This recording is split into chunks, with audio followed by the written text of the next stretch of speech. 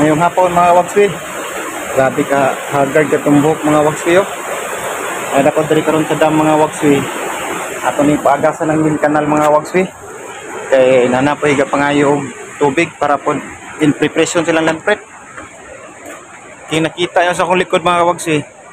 Mo na tong paagasan unya.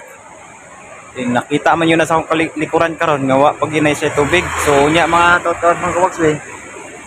Maman kog apply ni sa dam. Kita na ko sa inyo ang status sa tubig kung unsay kastar. Si Magswi, tiwas ko pre.